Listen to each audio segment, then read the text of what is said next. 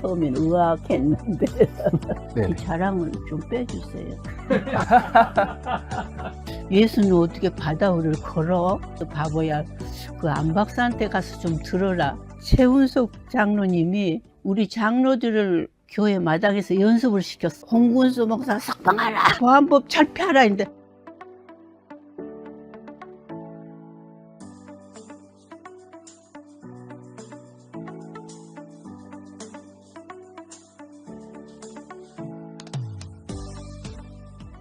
네, 저는 향림교회 나온 지가 71년에 등록이 됐더라고요. 근데 그 전에 1년 먼저 나왔는데 그때는 교회에서 알아봐 주질 않아 가지고 등록은 안 됐고 그러면 1970년에 교회에 입문한 게 돼요. 교회가 명동에 있을 때 바로 그 건너 백병원 옆에 제 집이 있었어요. 길 하나 건너오면은 교회였어요.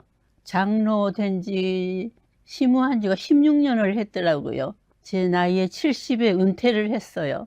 오라버니가 그 신학 교수인 송기덕 교수였는데 제가 그 신학면으로나 성서에 좀 의문도 많이 가지고 또 성서대로 잘 안 살아지고 그래서 갈등이 좀 심했었어요. 목포에 계시는 오라버니를 찾아가 가지고 고민을 털어놨어요. 지금 생각하면 참 웃기는 질문을 했어요. 어떻게 마리아가 성령으로 잉태를 해서 예수를 낳아? 예수는 어떻게 바다 위를 걸어? 한참 새벽 3시까지 오빠가 저를 위해서 성서를 얘기해 줬어요. 그러면서 바보야, 그 안박사한테 가서 좀 들어라. 그거 어디 가서 들어? 그랬더니 그 회사에서 건너가면 향림교회라는 데가 있는데 안박사님한테 가서 좀 들어라. 찾아온 게 향림교회였어요.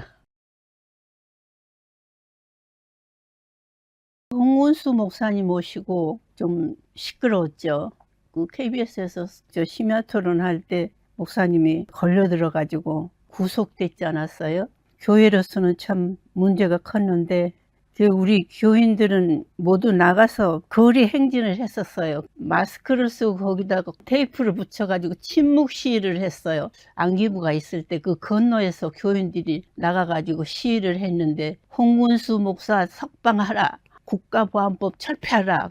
최운석 장로님이 우리 장로들을 현수막을 들게 했어요. 교회 마당에서 연습을 시켰어. 어떻게 하냐고 하면 이제 홍군수 목사 석방하라.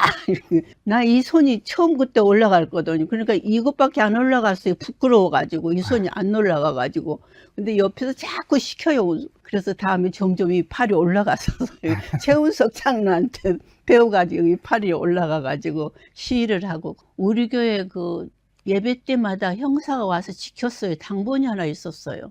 뒤에 늘 처음부터 끝까지 앉아서 당번을 했었어요. 홍구수 목사가 이제 그 서울구치소로 가 있을 때 제가 자동차가 있었어요. 그때는 각 신도에서 당번을 정해가지고 매일 면회를 했었어요. 서울구치소. 근데 이제 우리 여신도들이 이제 당번을 정할 때는 내가 계속 차에다 싣고 다니면서 목사님한테 갔었어요. 면회 시켜주려고. 거기 가면은 목사님 애인들 데려왔어요. 함께 가자 우리를. 그 노래를 이제 차에서 연습시켰어. 열심으로. 함께 가자 우리 이 길을, 그 노래를 시켜가지고 목사님 앞에 가서 그 노래를 합창을 하게 하고 울고 목사님도 울고. 교회 자랑할 만한 거는 그 청년들하고 50대, 60대, 뭐 80대 한꺼번에 이렇게 나가서 그 시위를 했다는 거, 그건 다른 데는 볼 수 없는 그런 광경인 것 같아서 그게 우리 향림교회의 저력인 것 같아요. 지금까지도. 제가 철이 없어서 결혼을 했는데 피난온 혼자 된 직계 가족이 없는 남자하고 결혼을 했어요. 근데 결혼을 하고 보니까 종갓집이더라고요. 종갓집 제가 맏며느리예요. 근데 제사들이 참 많이 있는 것 같은데 사투를 내가 못 알아들었어요. 친척들이 어쩌고 저쩌고 뒤에서 하는데 그래서 정식으로 물었어요. 무슨 소리니? 좀 비밀이 있느냐 그랬더니 남편이 자기는 예수 믿는다고 거짓말 해가지고 결혼했는데 내가 미안하니까 그 얘기를 못 내놓은 거예요. 그래서 그 친척들이 제사를 모시고 있었어요. 그래서 고민하다가 이제 안 박사님을 찾아왔어요. 박사님, 내가 이 제사, 고사, 뭐 차례 이거 엉망인데 난 인제 지옥 갈 것 같아요. 그랬더니 안 박사님 이 얘기가 이 제사라는 거는 그 조부모님들 을 모시고 기억하자는 거지, 그리고 또 친척 뭐 형제 모여서 이렇게 친목을 돕기 위해서 하는 거고, 귀신이 있다고 생각하니 그래서 "아니요." 그랬더니 절하는 것도 그냥 조부모님들한테 인사하는 거야. 인사를 절로 생각하면 된다고, 인사야 그러시더라고. 그리고 원래 그 제사 음식의 기원은 가난한 이웃들과 나눠 먹기 위해서 음식이 마련된 거다, 그렇게 말씀을 해 주셔요. 그래서 제가 그 무거운 짐이 그냥 어디로 나간지 스르륵 사라졌어요. 그래서 내가 '아 그런 거군요.'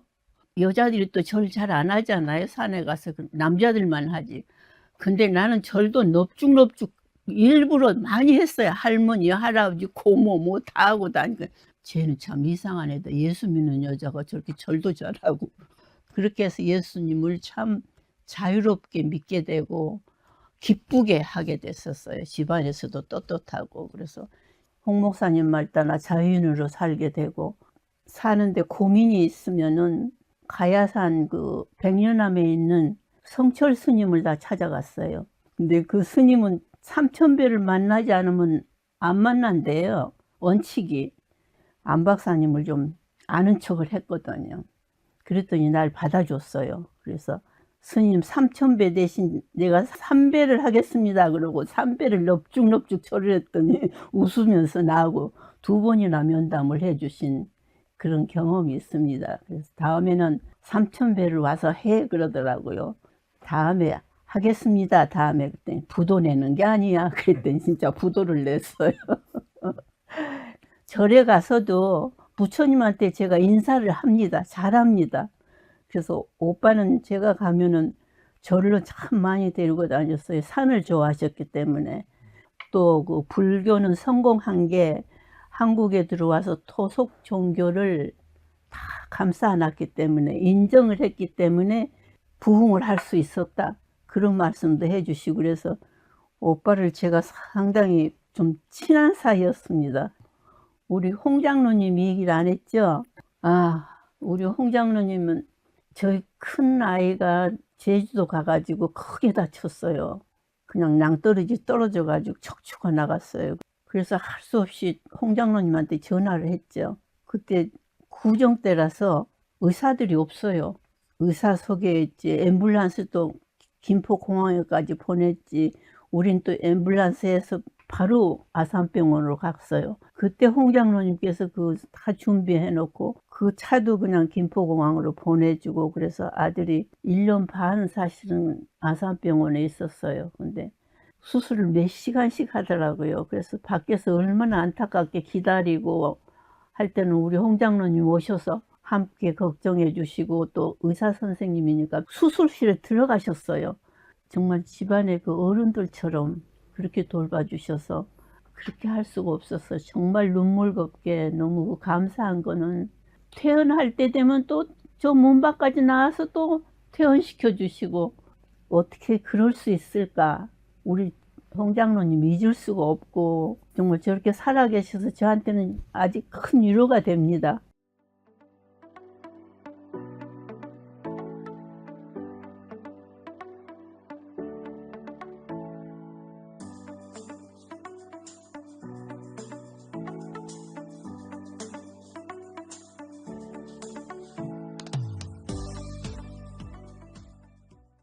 그 우리 동네가 교회가 있었어요. 몇 집 걸러서. 시골 교회지만 아주 교회가 컸습니다. 그래서 나는 초등학교 4학년 때 아버지가 돌아가셨어요.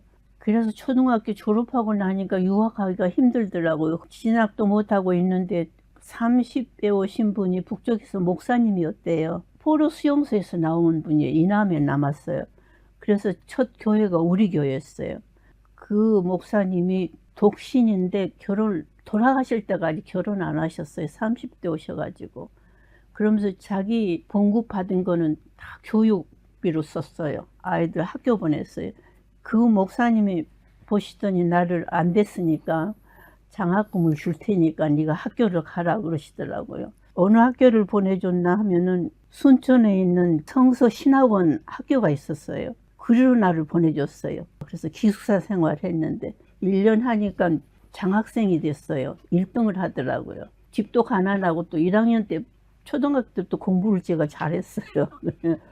자랑하지만 1년 하니까 목사님한테 장학금을 안 받아도 됐어요. 집에서 정말 학교 갔지만 10원 하나도 내가 안 갖다 씁니다.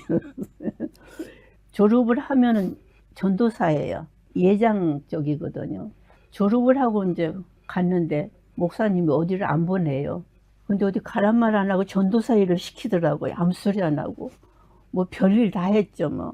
신방에서부터. 신방은 꼭 가야 돼요. 거긴 5월 10리까지 다니잖아. 시골이니까. 왜 데리고 가냐 하면 내가 노래를 잘해서 특송을 시키려고 꼭 데려가요. 그 다음에 성가대 그 지휘자가 6호시에는 내가 성가대를 맡았어야 했어요. 그래서 올겐이 하나 있는데 제 목소리로 사부를 다 내서 가르쳤어요. 성가대를. 주일학교 또 부장까지 했어요. 10대에. 그래서 교회에서 살다시피 했는데 그러고 한 2년 지나니까 목사님이 이제 신학대학을 가래요. 너는 목회자가 돼야 된다. 목사님 내가 기도를 해보고 결정을 하겠습니다. 그래서 3층 종각이 있었어요. 3층으로 올라갔어요. 성경책을 들고 3일을 금식 기도를 하는데 물도 안 마시고 올라가서 기도를 하는데 기도가 응답이 없어요. 목회자 응답이 없어요. 내려왔어요. 3일 만에 내려와가지고 목사님 목회자 안 할래요. 나는 장로 부인이 될래요. 장로들이 잘 사니까 너무 좋아 보였어요. 신학대학 목사님 나 안 갈래요. 그랬더니 그럼 네 목사한테 시집을 가라 그래. 가만 생각하니까 목사 부인도 안 할래요. 왜? 너무 가난하지 않아요? 졸업반이 되니까 설교를 하래요. 학교에서. 설교를 안 하겠다고 부끄러워서 못 하겠다고. 그 선교사님이 내가 여자기 때문에 하라고. 남자들 하는 것보다 여자도 해야지 그러면서 날 권면을 하더라고. 그래서 내가 또 설교를 하려고 결심을 했어요. 설교를 하겠다 했더니 강대상에 올라가면 안 된대요. 여자가. 설교를 여자라고 바닥에서 하고 남자들만 강대상에서 하겠다는 거지. 주제를 뭘로 했느냐 하면 성육신 예수. 제가 뭘 알았겠어요. 그냥 하나님의 아들인데 인간이 됐다. 그 겸손이 어디냐. 나 여기서 뭐 얻은 게 있어서 나 이 땅에서도 나 설교를 하고 있다. 그 설교를 했었어요. 그랬더니 우리 여교장이 좋아가지고 설교 잘했다. 신학대학 가는 거를 내가 거절을 했어요. 왜냐하면 갔다 와 봐야 전도사밖에 못하죠. 또 설교를 한다 해도 강당에도 못 올라가죠. 그래서 나는 참 그게 싫었어요. 자존심이 상해가지고 놀지는 않았어요. 결혼하기 전까지 그 개척교회에서 늘 전도사 역할을 제가 했습니다. 뭐 이렇게 배를 받고 하는 게 아니고 내 마음에 있었어요. 나는 목회자가 될 사람인데 내가 이렇게 자유인으로 살고 싶어서 안 할 수는 없더라고요. 양심상. 여기 와서는 성가대 했죠. 한 30년을 했습니다. 장로가 되니까 홍 목사님이 이제 성가대 하지 말라고. 장로 역할을 잘하라고 그런 의미에서 그때 그 서울 연합 성가대가 있었어요. 거기 가서도 오랫동안 합창단원으로 일했습니다. 그 합창단원이 아직도 계속하고 있습니다. 제가 그 70 넘어서도 제가 합창했을 거예요. 근데 이 갑상선 암이 걸렸어요. 6개월은 소리가 안 나왔어요. 제가 얼마나 속이 상했겠어요. 목소리가 안 나와서. 눈물의 기도를 참 많이 흘렸어요. 하나님, 내가 잘하는 거 한 가지 있는데 그거는 노래입니다. 근데 그것마저도 못하게 이렇게 목을 가져가시면 안 되죠. 6개월 만에 서서히 목이 터졌어요.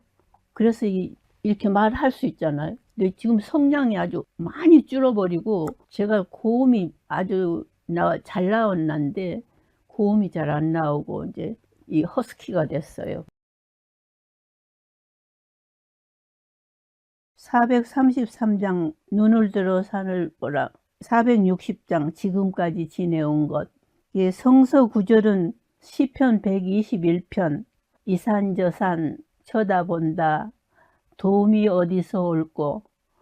하늘과 땅을 만드신 분 야훼께서 나의 구원은 오는구나. 그 말씀을 늘 외우면서 묵상하면서 이 찬송 흥얼거리면서 제가 삽니다. 지금까지 지내온 것 주의 크신 은혜라.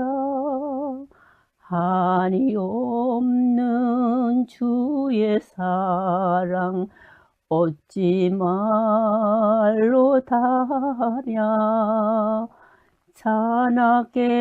자나깨나 주의 손이 항상 나를 지키고 모든 일을 주 안에서 형통하게 하시네. 사무엘의 어머니 기도하는 한나, 그 여자 선지자라고 그럴 수 있죠. 그래서 그런 분이 참 존경스럽고 훌륭해 보이고 좋아 보였습니다. 그리고 또 그 성서 공부하다 보면은 마리아와 마르다 두 여인이 있었잖아요. 근데 처음에는 그 따로따로인 줄 알았는데 한 사람의 양면을 얘기하시는 것 같아요. 마르다와 같은 역할, 마리아와 같은 역할. 예수님은 마리아를 칭찬하셔서 저도 마리아가 더 좋습니다. 역할 중에.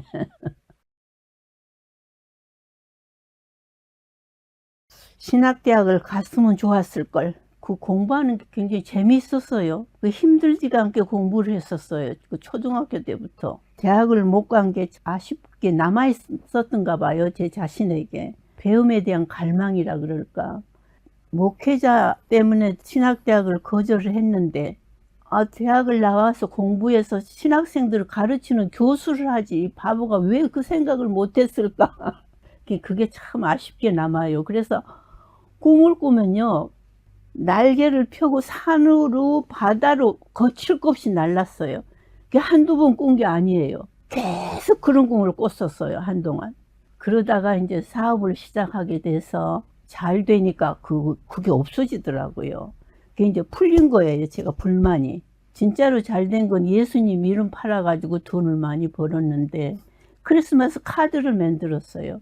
우리는 동양화를 시작을 했어요. 대가들 그림으로. 그래서 그 카드가 그냥 불티나게 팔렸어요. 없어서 못 팔 정도. 그래서 돈을 참 많이 벌었어요. 우리 딴에는 빈손으로 시작했는데 주님 감사합니다. 돈을 많이 벌게 해주셔서.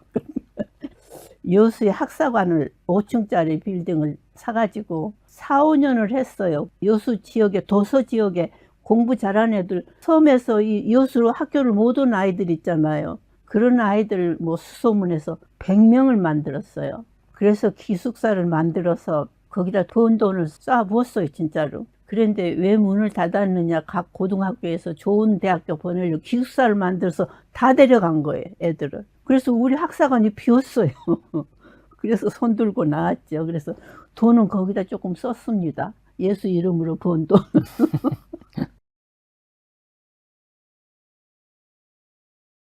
제가 향림교회 왔을 때는 참 가족적인 분위기였어요.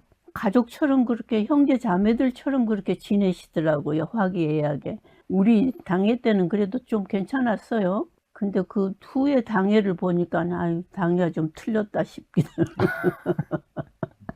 난 늘 그래요. 교회는 교회다워야 된다. 신령과 진정으로 예배하는 것, 예배가 중심이 돼야 한다. 교회가 사회단체 같은 느낌을 들지 않도록 조심해야 되겠다 싶습니다. 교인들은 정말 목사님을 존경해야 된다. 목사는 공인이잖아요. 여러 교우들을 위한 세운 종이니까 정말 존경해야 되고 겸손하게 예의를 지켜야 된다. 교회에는 세상에서 잘나지 않는 사람들이 많이 오지 않습니까? 나부터. 세상에서 잘났으면 교회 잘 안 옵니다. 왜냐면 편히 잘 사니까. 근데 마음의 고통이나 육체의 고통이나 뭔가 풀리지 않는 그런 괴로움이 있는 분들이 교회를 찾죠. 그런 약한 사람들을 손을 내밀어서 손 잡아주고 또 좀 들어주고 크게 돕지는 못해도 차 한 잔이라도 사서 대접하면서 위로해주고 그런 교회가 됐으면 참 좋겠습니다. 세대 잇기는 참 좋은 아이디어라고 생각합니다. 우리가 이제 뭐 언제 갈지 모르지만 우리 후배들이 받을 거 있으면 이어받을 거, 본받을 게 있으면 본받고, 물론 더 새롭게 교회를 운영해 나가겠지만 시대가 자꾸 다르니까 생각도 다르고 그래서 아주 좋은 프로그램이라고 생각하고 이렇게 애들을 써주신 분들이 있어서 정말 감사를 합니다. 처음엔 의아했는데 네. 이 자랑은 좀 빼주세요.